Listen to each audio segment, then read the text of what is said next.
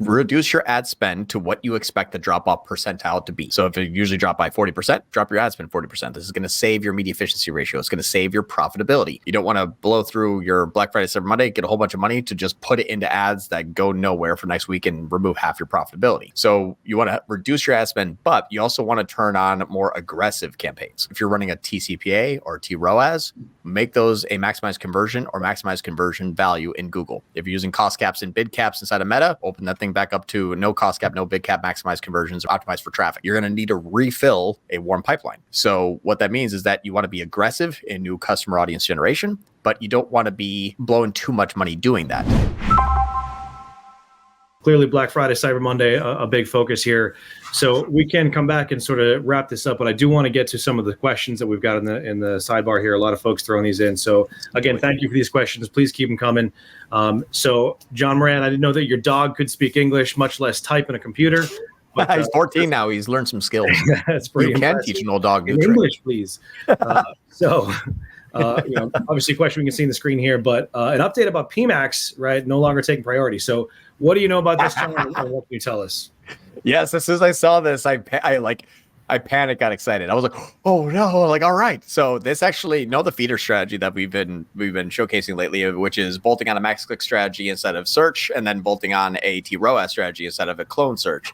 This sort of opens it back up now, which I'm super excited. I've already started testing. I've already built campaigns yesterday when I found out about this 2 days ago.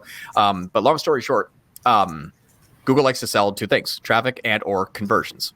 It won't do it at the same time. PMAX was supposed to do that. PMAX turned into a big remarketing engine. So what I'm testing, and what we'll soon have some history on, is a feeder strategy for shopping, but now using PMAX. So and I'm testing both, a standard shopping on max clicks and or a low TROAS, and then a PMAX campaign feed only with that singular product that's actually using a TROAS that's higher than my standard shopping campaign. Because PMAX no longer automatically takes priority, they should run at the same time. Note that Google says they're gradually rolling it into October.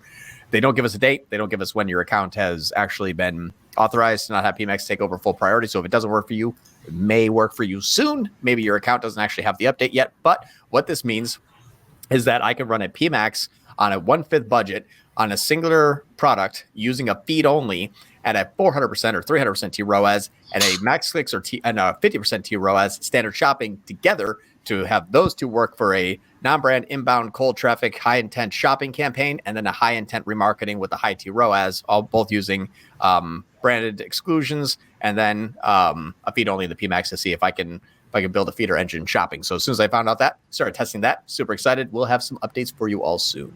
All right. So the bottom line there is could potentially be a huge change, but we're still in the process of testing that out. So yeah, my hypotheticals. Exactly. Hypotheticals are great and theories are great, but if it doesn't work, then it's useless to everyone here. So as soon as I have some case study data, you'll be the first to see it. Excellent. Good question for the dog. Appreciate that comment in here. So a question for you, Lauren, about creative, right? So folks that are sort of transitioning or expanding beyond traffic only into creative services, creative expertise, what should a creative producer know or have that would allow them to sort of crush it here? So that's a great tee up. Yeah, so I think in terms of a creative producer, obviously understanding design would be obviously very helpful, but within that space, they definitely need to understand the creative strategy of an ad. So I think in terms of creative, not only understanding the data, but just understanding how you're going to take that data and translate it into an actual creative piece is something that I think a lot of people can struggle with. So understanding taking the design element and then translating that with the actual visual cues, the copy, and then, obviously the layout and design aspect of it. So again, I would say probably the creative strategy and understanding how to take those elements and then translate them into not only data, but then data that's going to be, taken visually. So that's what I would recommend.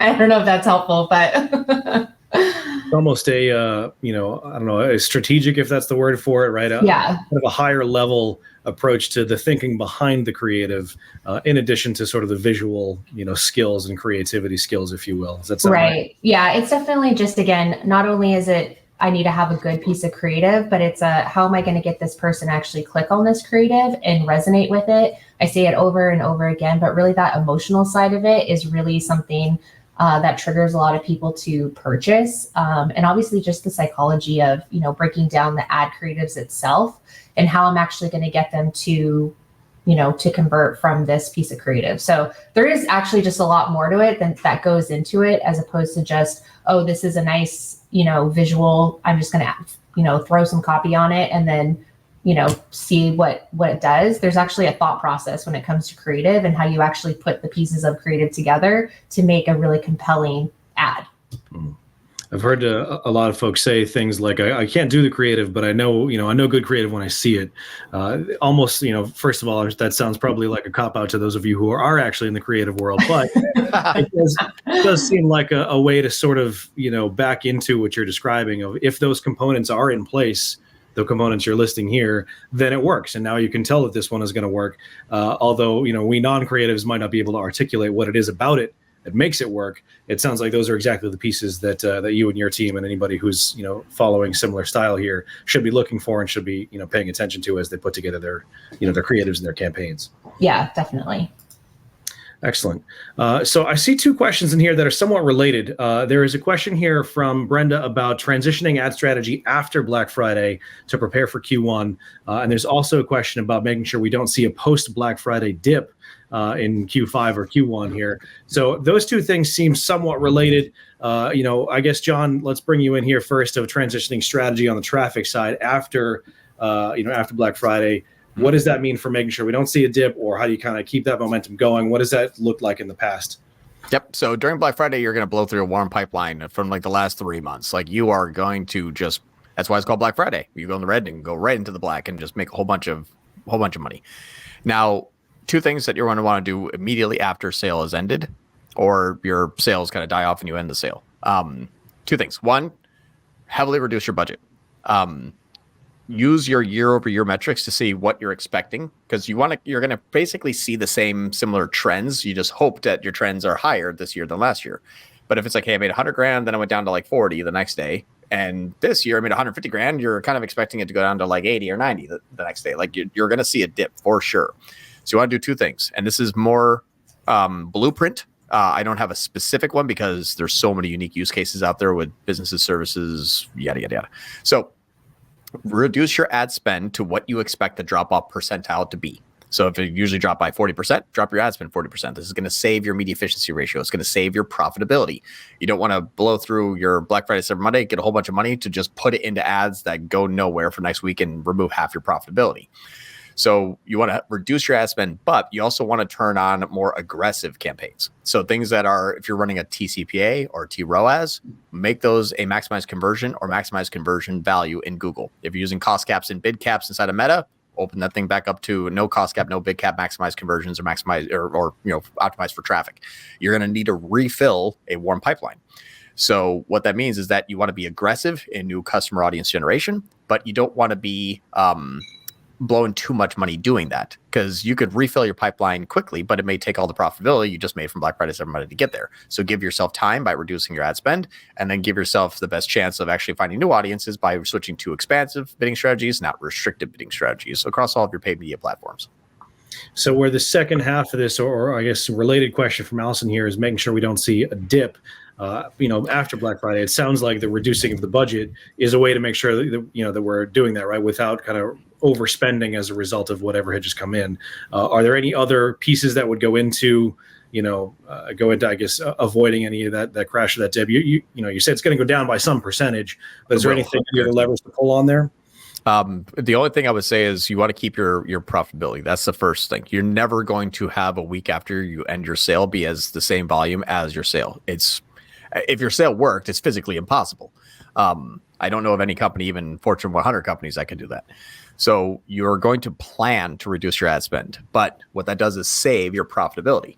So your media efficiency ratio could be 5x, and you can have that at 100 grand per month spend, and you can have that at 50 grand per month and 20 grand per month ad spend. So your profitability is first thing that you have to save. It's like in stock trading, it's your stop loss. Like, it's going to go down, so let's make sure we back out. It's the same exact scenario. The one thing I would say, and this is probably where, Lauren, you can help with the creative aspect of it, but as you start to generate new traffic and new awareness in people that aren't buying from you or just bought from you, that's where you're going to have to use obviously a little bit more sizzle. I would imagine hooks, things that are doing more creative testing, a whole new round of creative, new exciting things, maybe a new product launch. You're going to want to kind of regenerate that demand by being very aggressive in your marketing and very tactful in your ad creative. Just do it with lesser ad spend as it builds back up, because your costs and your profit line are going to go up. You want them both to kind of go down, and then you want them to start to build back up there, but you're keeping the same profit margin the entire time. Excellent. So Lauren, on the creative side, would you see any levers to pull on? Is there any amount of, kind of holdover from post Black Friday that you think, you've seen creative kind of be able to soften the blow, I guess, of that dip that we're asking about here? Is there any sort of creative kind of overlap in any of this? Yeah. So, I mean, to John's point, it's really that sense of post Black Friday, hype. We want to get them, it's like the post Black Friday, sales that dip, but we also want to get them with hooks in terms of you just went through Black Friday. Now let's kind of get you in with these new, it's a new offer or a new product launch, or there's something else that we want to talk about within this product that's going to get you excited again. It's like the hangover that we want to not only avoid, we want to make sure that we don't have that hangover of I'm done shopping, I don't need anything else, now what? So it's more just making sure that we're sharing, those types of new launches. I always say, if you're going to have a launch, don't do it in Q4, wait until Q1, Q2, so that you can at least get people back into your shopping funnel, so that you're not, again, you don't want that post hangover Black Friday. Worst thing is oh man, I would have bought that if I didn't just buy this for Black Friday. Exactly. Yes. Wait at least one paycheck. Yeah, exactly. After the first of the year, now go buy more. Yeah, and if you're in the supplement space, Jan 1 is your Black Friday. Exactly. So. Yes. All that new year, new you. If you're a supplement company, you are crushing it in that. Oh yeah.